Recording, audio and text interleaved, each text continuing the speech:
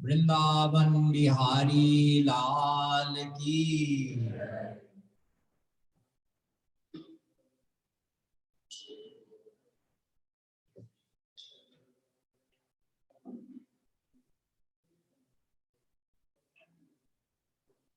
गुरुर्ब्रह्मा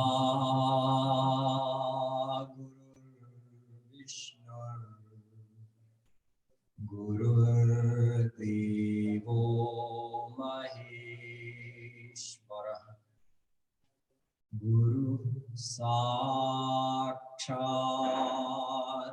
Parabrahma Tasmai Shri Gurave Namah. Adashritana Samastachauram Shri Radhikaya Hridayasya Chauram Neelambujasyāmal Kanti Chauram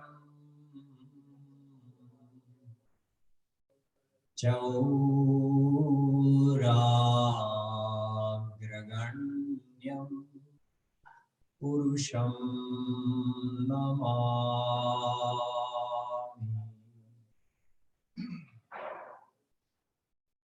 Vasudeva Sutam Devam Kansa Chanurmardanam Devaki Paramanandam Krishnam Vande Jagadguru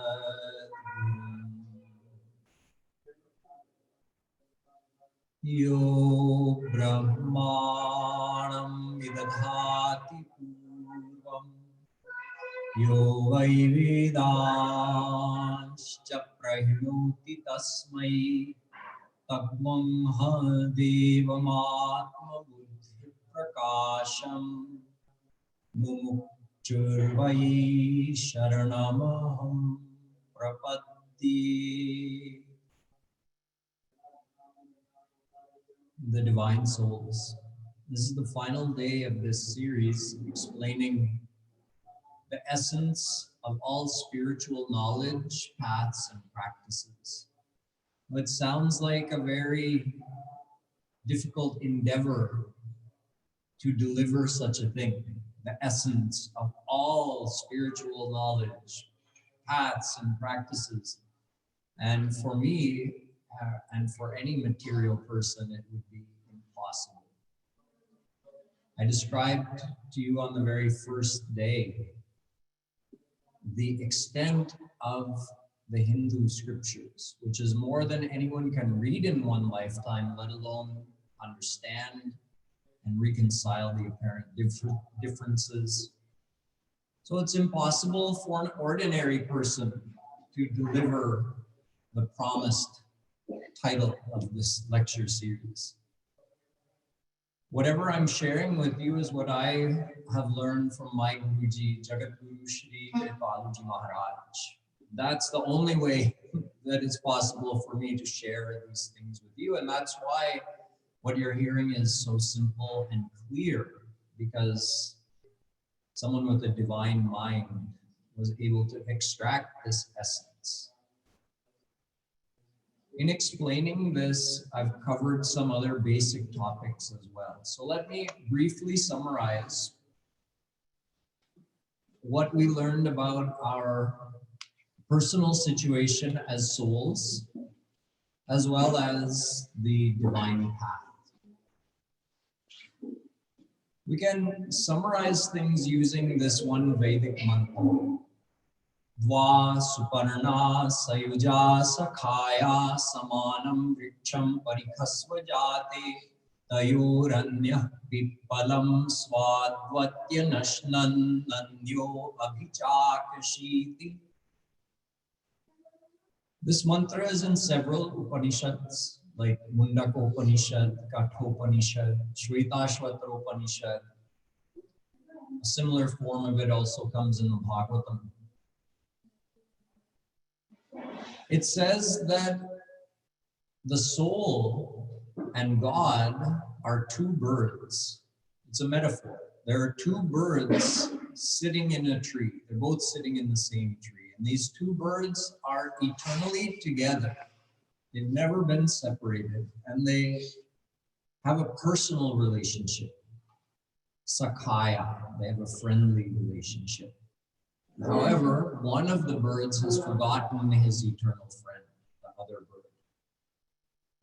One bird is watching, and the other bird, the one that's watching, is watching his eternal friend. But the other bird has forgotten about him. He's got his back turned to him. He's just busy trying to enjoy the fruits of the tree. Sometimes he gets a sweet fruit, sometimes he gets a bitter fruit. And in this way, staying busy with trying to eat the fruits of this tree, the first bird ignores his friend, the second bird. The first bird is the soul, and the second bird is our eternal friend and companion, God. God never forgets us, and God never loses sight of us, even for a moment. But we are turned away from God. The word for this is vimukta. Mukh means your face, and vimukh means turned away. You might say, how is it possible to be vimukh from Bhagwan if, actually, can somebody turn this down a little bit? It's echoing too much. Maybe turn the second mic down all the way and turn this one down.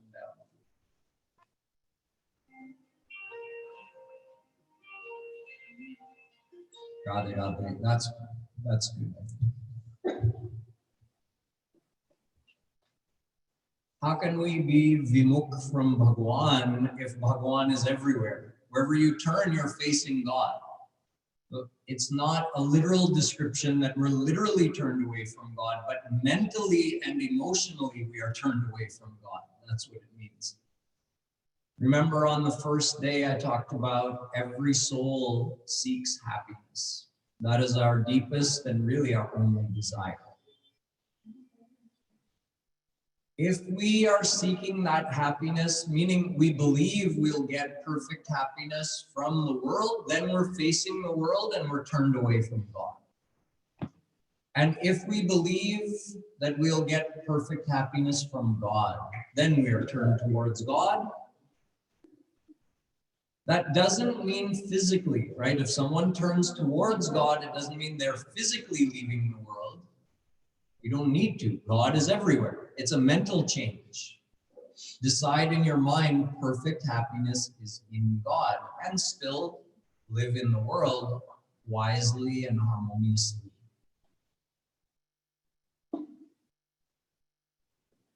We are vimukh from God. It means we're facing the world. We're following preyamar. Remember that term from the first day? Preyamar means we're in the pursuit of temporary pleasures to fill that void we feel within us.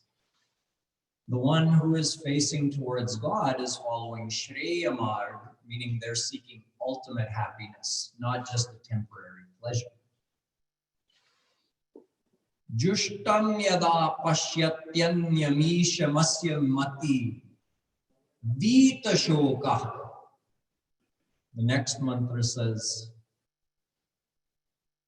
the moment the soul completes turning to God, it's a process. Someone might be 90% turned towards the world and they start following Shreyamar, they start following the path to God, so they gradually start turning towards God.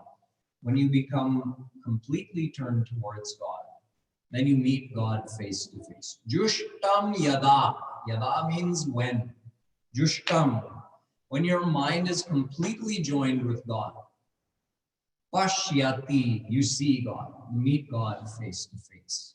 then there's no doubt. Is there a God? Is there not a God? What does God look like? Where is God? You met God face to face in that moment, and then you're never separated from God ever again. When does that happen? When you surrender to God. Jushtam means joining your mind with God. It's another way of describing having total faith in God or believing in God. Another part of Ved says that astityevoupalabdhavyas tattvabhavena chobhayo astityevoupalabdhasya tattvabhava prasidati. Kathopanishad says, the moment you actually believe God exists, he's standing in front of you. The delay is from our side, not from his side. So, having total faith in God, surrendering completely to God, having the mind 100% attached to God, these are all different ways of saying we become sanmukh, we turn towards God. When we turn towards God completely, then we receive God's divine grace.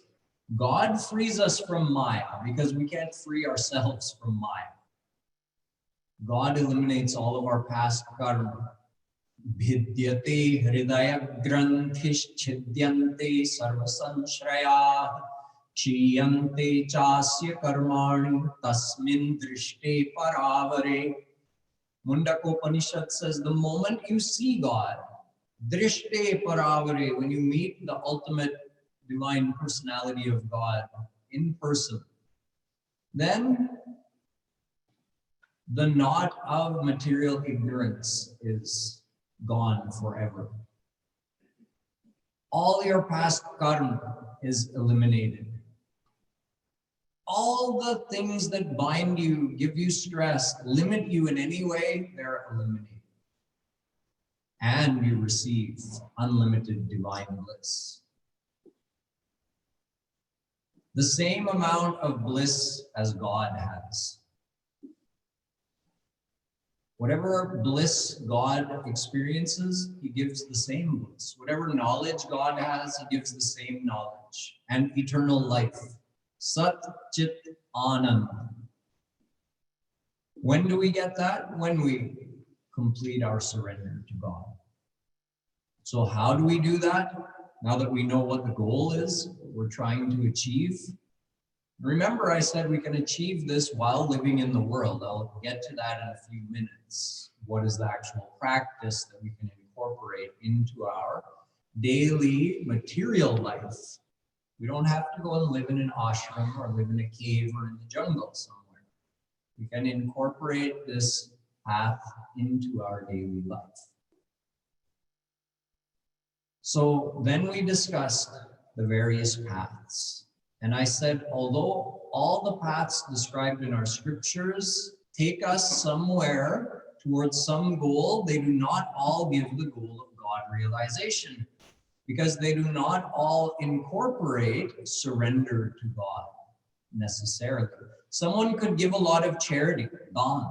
That path is described in the scriptures. But while they're giving the dan, is their mind surrendered to God? Perhaps, perhaps not, right? So that's why we say the surrender to God, which is also called bhakti. That's the magic elixir. That has to be there. Give charity and keep your mind in God. It means you've added bhakti. If you have amrit, nectar that makes you immortal, you can drink it straight up. That's like doing pure bhakti. You can mix it in milk. Then that drink will also make you immortal. But it wasn't the milk, it was the amrit. You can mix it in water. You can mix it in Coca-Cola. You can mix it in anything you want, and you say, oh, I drank this and I got immortal. But it's because of the amrit, the nectar that you put in there. Similarly, someone can do austerities, and while they're doing it, surrender to God. Someone can do any kind of ritual good actions, and while they're doing it, their mind is in God. Someone can give charity, and while they're doing it, their mind is in God. They'll all result in God realization. But what was the magic ingredient? Their mind is in God. That's the thing. No matter what you're doing, if your mind is in God, it will give God realization if your mind becomes totally surrendered to God, which of course is a process of getting there. That is why we say bhakti is the only way to reach God. You can mix bhakti with other things. Bhakti meaning the mind is in God. You can mix that with other things. Then those other things become an effective way of reaching God. But those bereft of bhakti don't give God realization. So that is why, if you remember in the beginning of the Bhagavatam, I explained to you that the Shaunakadik Paramahansa asked Sutji Maharaj, in this Kali Yuga, when people don't have time to study the scriptures and they're so attached in the world and they're so distracted by their life, what is the path that would allow people to actually attain their ultimate goal in this life? So Sutji said in one shloka, Savai unsam paro dharmo yato bhaktiradho chije. Bhakti is the path. Then further ahead, that came in the first skanda of the Bhagavatam, the first canto. In the second canto, Parikshit asks Shukdev Ji, I mentioned this to you as well, I'm dying in 7 days. I'll be bit by a snake because I've been cursed and I'll die. What should I do with my remaining time? And what should, he asked on behalf of everybody else also, and what should an ordinary person do living their life? How should they spend their time? Shukdev Ji said, Nahyatonya Shiva Pantha Vishata Sansrita Viha Vasudeve Bhagavati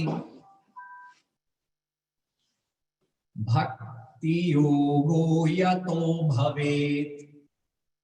He said also, there's one path which is accessible and possible for all people, no matter how attached they are in the world. Bhakti. They have to be bhakti. Further ahead, in the 6th canto, there is a discussion between Yamadut, the servants of Yamraj, and Vishnudut, the servants of Bhagavan Vishnu. They're discussing what is dharma. So Vishnudut tell Yamdut, Etavanev lokesmin punsam dharma para smrita bhakti yogo bhagavati tannama grahanadibhi. They say the supreme dharma is bhakti, bhakti yoga. Backing up into the 3rd canto, Bhagwan Kapil, another avatar of God, is explaining the path of devotion to his mother, Devahuti. And he says, Etavanev lokesmin punsam nishreyasodaya tivrena bhakti yogena manomayarpitam stiram. What is the way for people of this world to attain nishreyas? Means their ultimate goal, perfect happiness. He said, one path, tivrena, abhi, right now, bhakti yogena, through the path of bhakti, mana mayarpitam sthiram. Attach your mind in God through the path of bhakti right now. That is the path. In the 7th canto, Prahlad told his friends, the other Asur Balak, Etavanev lokesmin punsa swartha parasmrita ekanta bhaktir govinde yat sarvatra tadikshanam.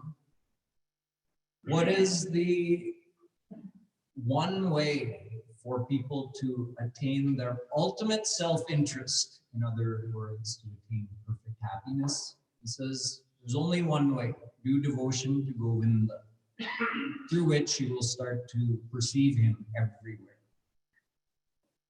And in the 11th skand, Shri Krishna tells Uddhav, Bhaktya hamekaya grahya. I'm only attainable through bhakti. There is no other way. This I've been explaining to you for the last few days. So you understand, bhakti means joining our mind with God. This is why when asked about the essence of all spiritual practices, Shukdev Ji said to Parikshit, Tasmat sarvatmana rajan hari sarvatra sarvada shrotavyah kirtitavyascha smartavyo bhagavan nrinam.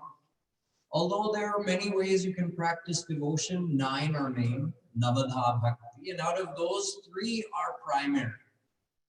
Shravana Bhakti, listening to the philosophy. Kirtana Bhakti, chanting God's names, qualities, and leelas.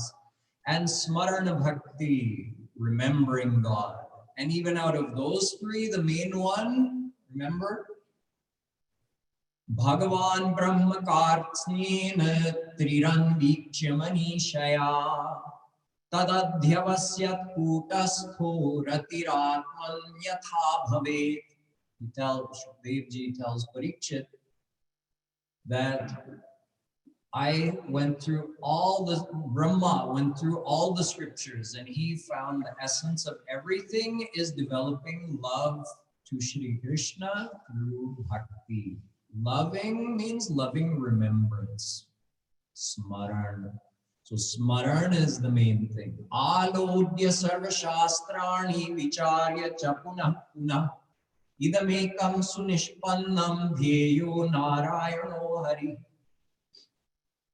In Skanda Puran and Ling Puran, Veda-Vyas Ji has written that he went through all the scriptures, all the shastras, and he found the essence of everything is loving remembrance of Shri Krishna.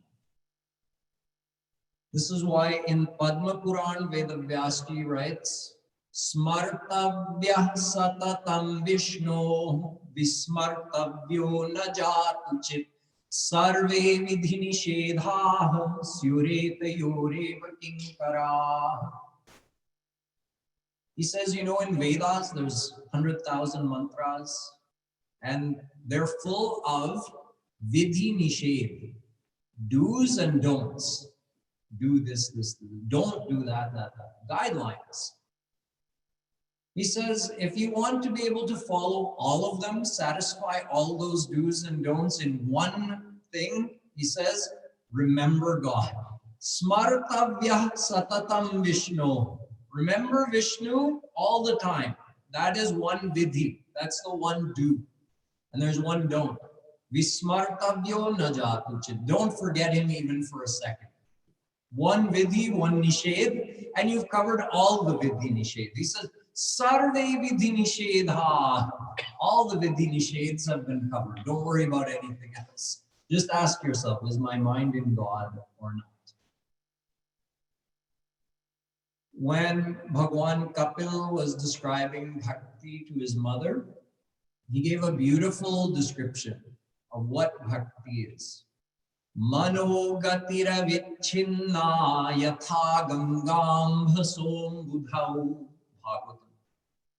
He said, Mother, just like Gangaji flows continuously from the mountains to the ocean, in the same way, the continuous flow of loving thoughts from your heart to Shri Krishna, that is bhakti. So now we understand the essence of all spiritual practices is bhakti, and the essence of bhakti is man ka smaran, the mind lovingly remembering God. That is that. So now you have the essence of all the knowledges, all the scriptures, all the practices, all the paths. If your mind is in God, you've followed all the paths. That's why Krishna says to Uddhav in the 11th canto of the Bhagavatam, Yat karma bhiryat tapasa jnana vairagya taschayat yogena dana dharmena shreyo bhiritarairapi. Uddhav, you want the results of all other spiritual paths and practices? Just do bhakti. You get those results automatically. You see the same theme keeps getting repeated. If you do bhakti, you've satisfied all the do's and don'ts. Bhakti meaning your mind is in God. If you do bhakti, you get the benefit of all other paths and practices. So this is why this week was entitled The Essence of All Knowledges, Paths, and Practices. And what is that essence? Your mind has to be in God. Jagadguru Shree Kripaluji Maharaj says, if you understood that much, that, oh, I have to remember Krishna. My mind has to be attached to God. If you understood that much, you understood all Vedas, all Darshan Shastras, all Upanishads, all Gita, Mahabharata, everything. You understood everything because that's where it's all getting to. All the teachings of every scripture is to get a person to the point where they're attaching their mind to God, because every scripture is trying to take us to God. And how will we get there? By attaching our mind to God. So now comes the question, how do we do that? Because as I finished yesterday, I mentioned to you that Arjuna had sweetly complained to Shri Krishna that my mind is so difficult to control. How would I ever be able to attach it to you? It goes everywhere, this way and that way. And Shri Krishna acknowledged that it's true, it's difficult to control the mind. There's a reason why it's difficult to control the mind. We have practiced for uncountable lifetimes attaching our mind in the world.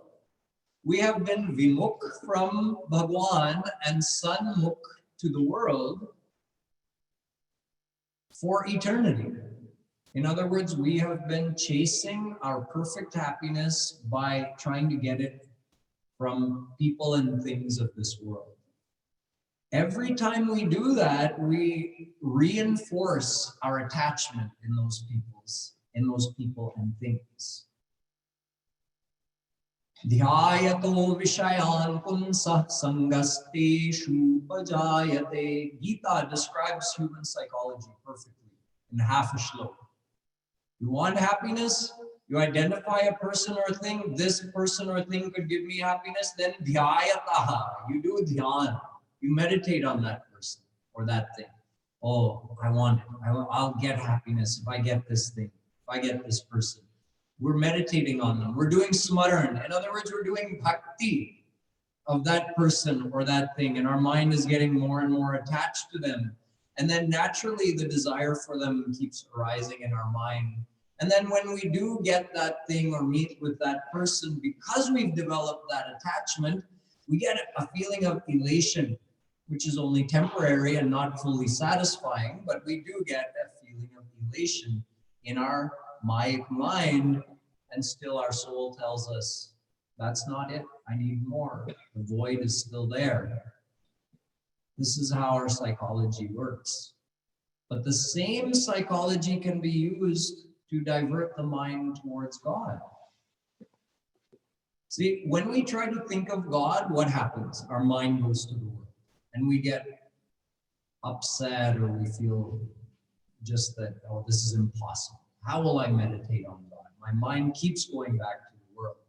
Well, it's going back to the world because all the people and things you're attached to have a gravitational pull on your mind. So quite naturally, it's going to go to those things. We've been developing those attachments for uncountable lifetimes. And we think that I sat and tried to meditate on God for 2 minutes and failed. We're going to give up that easily. Meditation on God will become easy when our attachment to God grows as big or bigger than our attachment to anything in this world.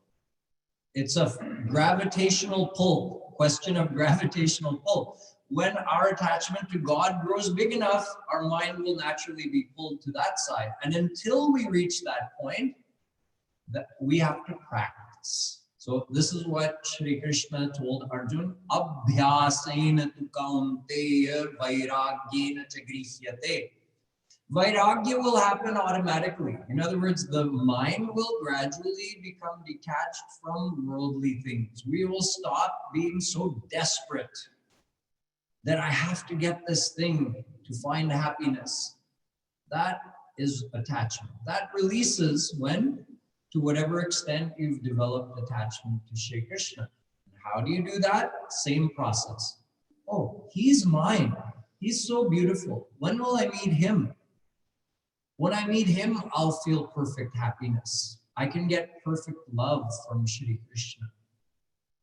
That process is meditation. That process of thinking is bhakti. So when we say smaran, that's what we mean. The same way you develop a crush on someone in this world, the same way you develop attachment for someone in this world. You think of their good qualities and you dwell upon that you feel related to them. She's my mother. Keep thinking that over and over again. The baby is not born attached to their mother. The mother is attached to the child by the time the child is born because the mother's been doing smaran of the unborn child for 9 months. But the baby is not attached to the mother. You can give that baby to another mother, it'll be fine. As long as they're getting milk. When they're old enough and the mother teaches them, I'm your mummy. And the child learns to recognize faces and smells and understands that this person is the one fulfilling all my needs. When I feel hungry, she's the one who makes me feel good. When I feel cold and I cry, she's the one who makes me feel good. So the child learns to become attached to the mother, the father, whoever's taking care of them. But they weren't born attached. See, that's how the mind works. So we use this nature of the mind is ingrained, it's natural. And there's no reason to try to stop it, but rather use it to get attached to God. It is said that God gave us a loving heart so we could love him. Having a loving heart is not a problem. We just have to use that loving nature of our heart to become attached to Krishna. So think of him. Oh, he's been sitting inside my soul, giving life to me since the very beginning. How grateful we should be, how attached we should be to him. I would be nothing without you. I wouldn't even be alive, and you're taking so much care of me, keeping me alive since eternity, sitting in here. You never left me for a second. You're waiting for me to realize that. You never get bored. You never leave me or get fed up and say, forget about you. You're remaining vimukh from me. Okay, forget it. I'm becoming vimukh from you as well. He's the perfect companion, friend, well-wisher. When we think about those things, then our mind gets attached to Krishna. So you see, bhakti is that mental process. That's why we say bhakti can be integrated into life. The teenager may be taking care of their mother who's ill, or doing their homework, or doing their chores, but they have a crush on someone at school.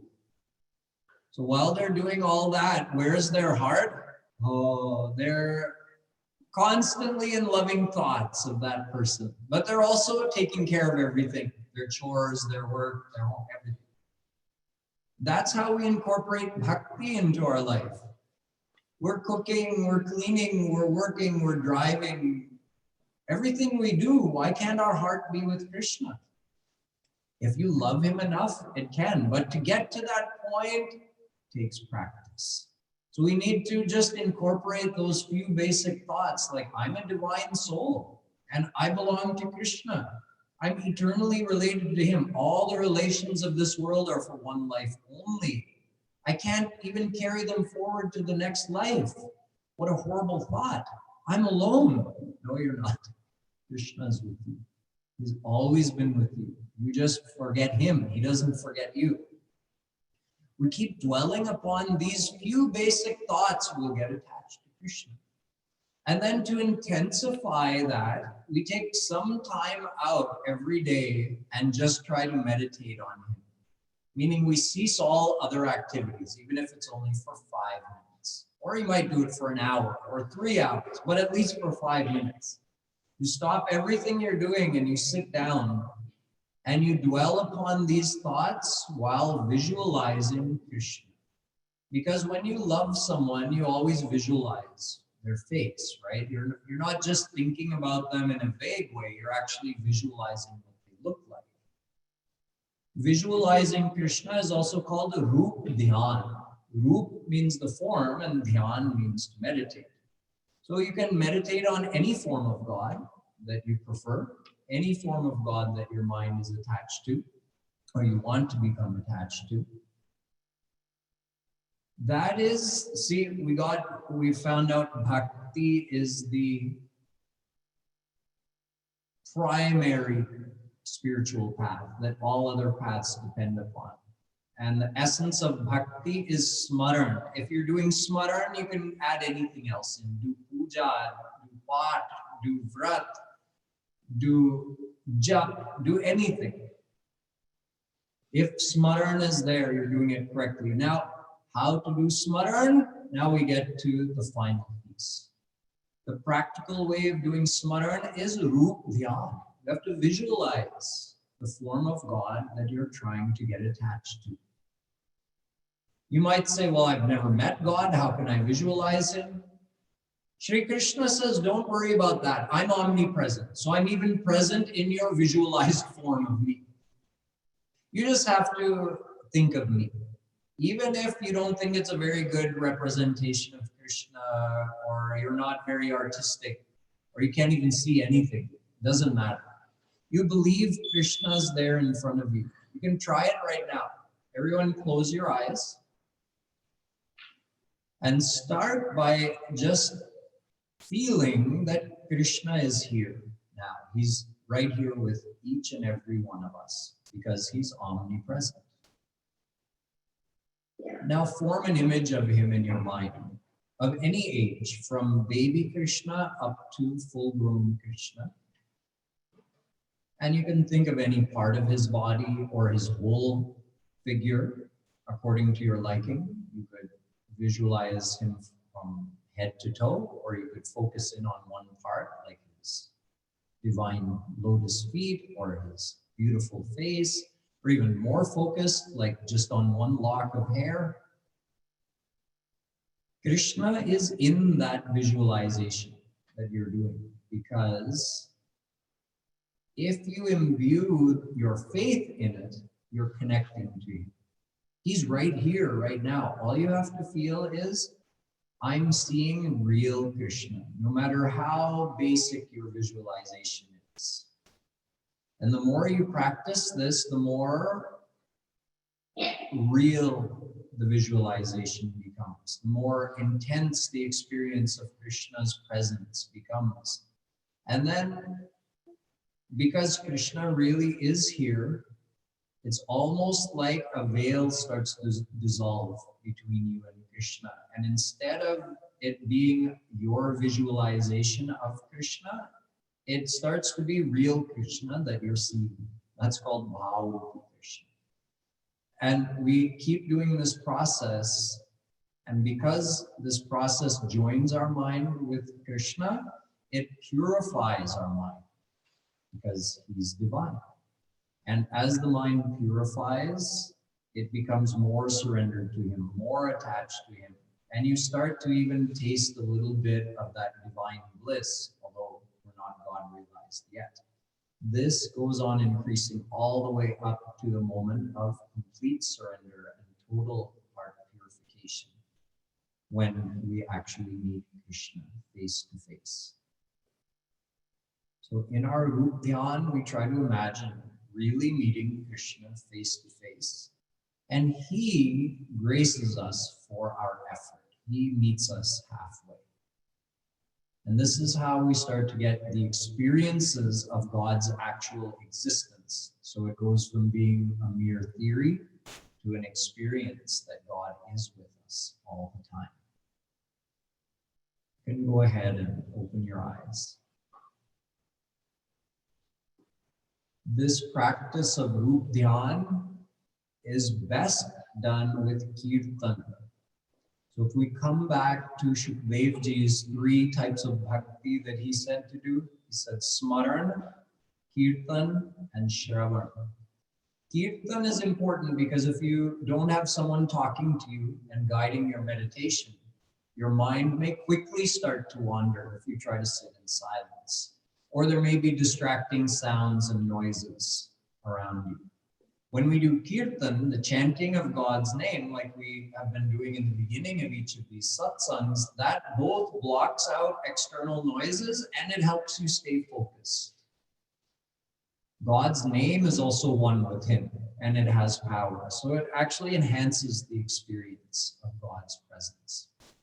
Therefore, the number 1 recommended practice in Kali Yuga, how to do this Roop Dhyan, is to do it in tandem with Kirtan. Either listening to Kirtan, listen to an MP3, have other people chanting around you, or yourself, you can join in, or you can even lead the Kirtan. The Kirtan is recommended as the number 1 helper for doing Smaran. So what I'm saying is daily, we should try to take out some time where we cease all activities, we sit down, whether it's in a chair or whether it's on the floor, the position is not important. Sit comfortably but alertly and try to do this visualization of Krishna while feeling that relationship with him and do kirtan at the same time. And then the 3rd bhakti is Shravan. Shravan could be listening to a lecture, it could also be reading a book. In other words, we have to keep reinforcing the philosophy. Siddhanta baliya chitte nakar alas. Chaitanya Mahaprabhu Ji said, don't be lazy in attaining the theoretical knowledge. Just because now you know, okay, all I have to do is practice Roop Dhyan and I'll get more attached to Krishna. You still need to keep reinforcing that theoretical knowledge because the mind very quickly forgets. You need to reinforce it daily, in fact. So this is why Shukdev Ji Paramahansa said, Smaran, Kirtan, Shravan. This is the essence of the path of devotion. But of course, Smaran is the true essence. The Kirtan and Shravan are helpers. Smaran is the main thing. To do Smaran, we have to try that technique of Roop Dhyan. And the rest of the day, try to be like that teenager with a crush.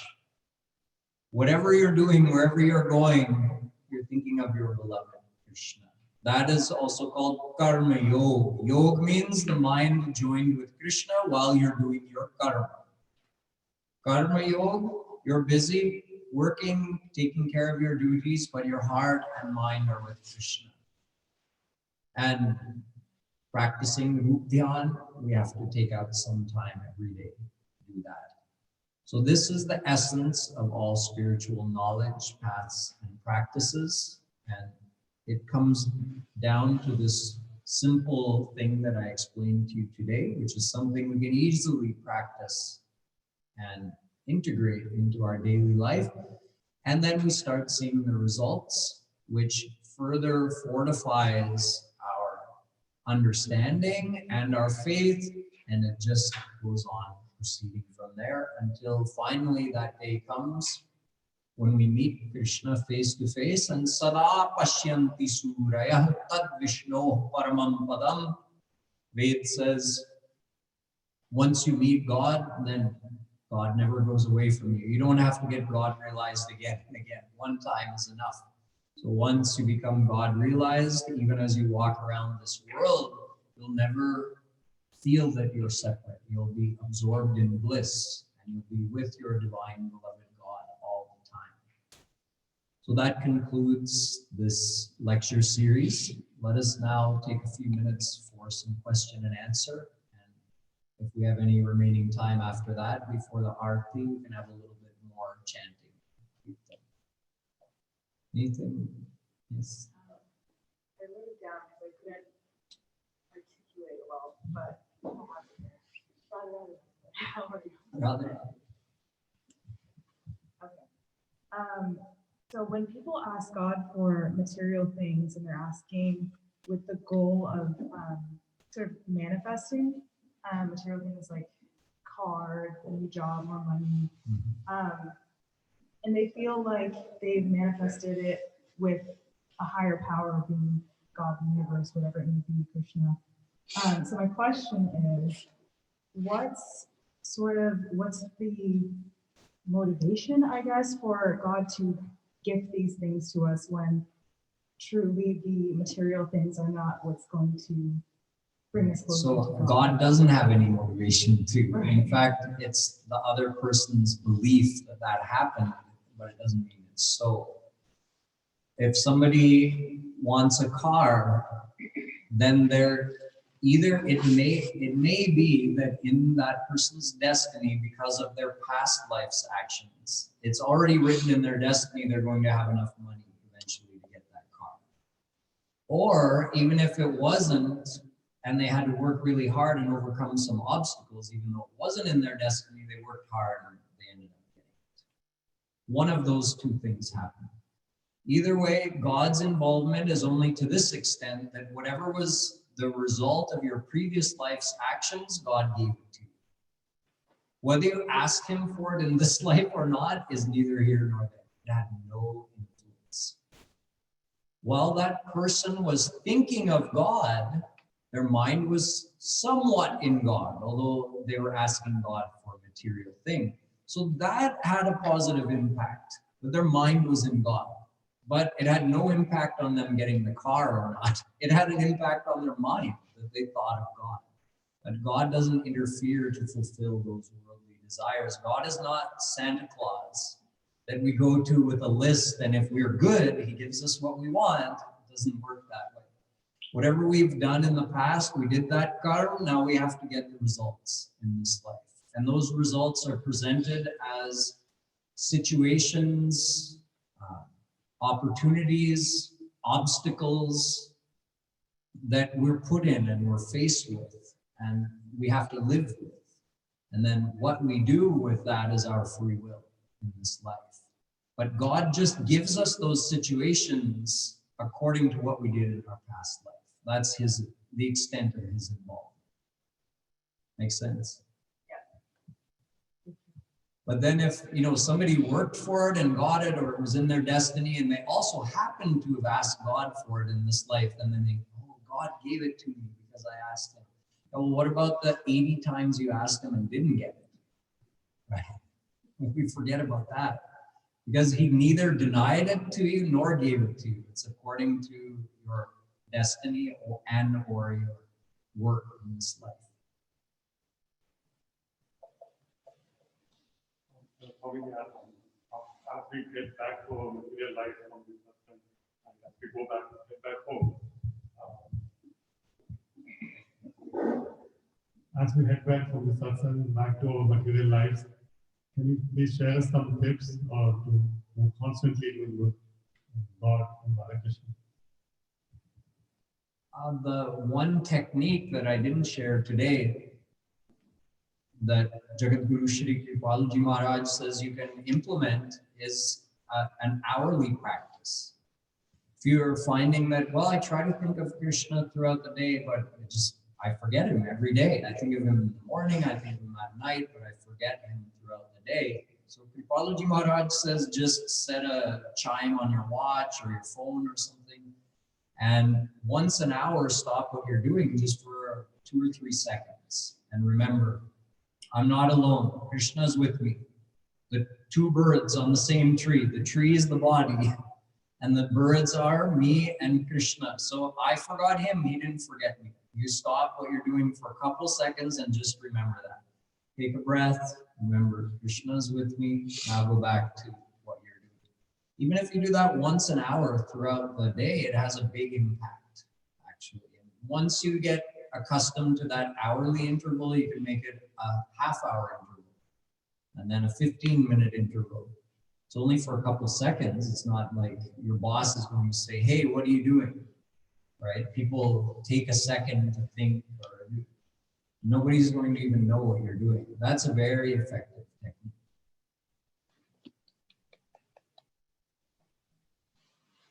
Any other questions? Yes. Wait, so is destiny like designed by God, or is it like what we do in our previous life? So he's asking, is destiny designed by God, or is it according to what we did in our previous life? And the answer is both. We did the actions, but who's going to give us the results? We don't even remember what we did. And the karma itself is not alive to come and give us the result on its own. God records it, God gives the outcome. But exactly according to what we did. He's not randomly or in some mood deciding to give us this or that. He does it exactly according to our karma. Make sense? Yes. You spoke about God realization and you said that we have to like meet God one day. Maybe once that we will. Have you had that experience when it's so I've had experiences that show me I'm progressing on the path, but I haven't attained God.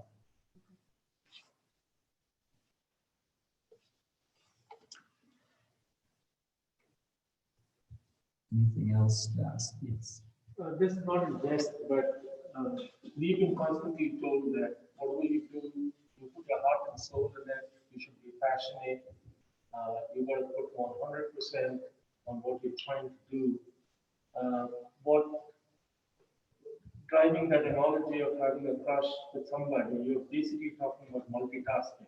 Yeah. And figuring out a way that you can linger your thoughts and your love to That's God right. while doing your day-to-day activities. Yes. Does that work harmoniously with the notions of what we've been taught on a day-to-day basis on how we should be practicing our duties and doing our karma? See, you're already doing that actually. You're just doing it for your kids or your wife. Your mind is already somewhere else. In general, people are not attached to their career, their work, their computer programming, or whatever it is. They're not attached to it. They do it as a duty, right? And that's the definition of duty. You do it well, you do it correctly. But if attachment comes into the duty, then can a judge perform their duty if they're attached to the defendant? No. Can the doctor perform their duty? Can the surgeon perform their duty if they're operating on someone they're attached to? No. So duty and attachment don't mix well. So you perform your duty all day long and your heart is with your kids or your parents or your spouse. So we already have the ability to do that.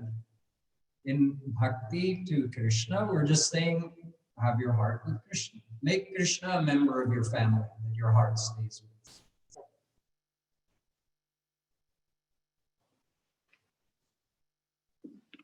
I should also mention that we have a weekly satsang here in the Phoenix area. Once a month, I believe, we have it here in the Ekta Mandir. At least that's how it was pre-COVID. I'm not sure if we've started that up again. But we do have it at the homes of local devotees on Saturdays. Is it 4 to 6? 4 to 6 every Saturday. So that's a great way to stay in touch. I try to come to Phoenix a couple of times a year. And we have an ashram of Jagadguru Shree Kripaluji Maharaj in Austin, Texas. That's our main center of Jagadguru Kripalu Parishad in North America. It's a beautiful campus, almost 300 acres in the Texas Hill Country. And we have a big ashram and mandir there. We accommodate 400 to 500 people overnight in our big programs there. And whether you want to come during a big program or you want to come during a quiet time, we can accommodate you there. So you should really think about coming and visiting us there at Radha Madhav Dham. We have daily programs like this every day where we get together, do kirtan, meditation, either have live lectures or recorded video lectures. Morning and night, we do that every day. Then when we have special programs, then we have all day schedules of spiritual activities.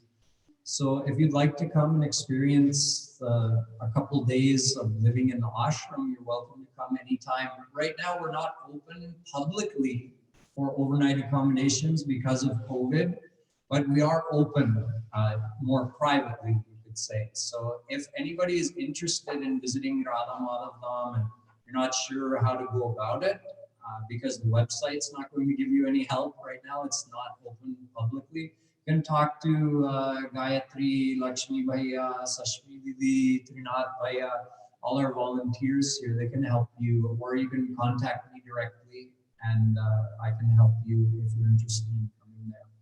We do have several weekend intensives coming up. We have a Friday, Saturday, Sunday program on the Holy Weekend, and we have a Friday, Saturday, Sunday program on the Ram Navami weekend. I'll be there both of those weekends leading those programs. So if you're interested in coming and visiting the ashram, that would be a great time to come and take part in a spiritual program.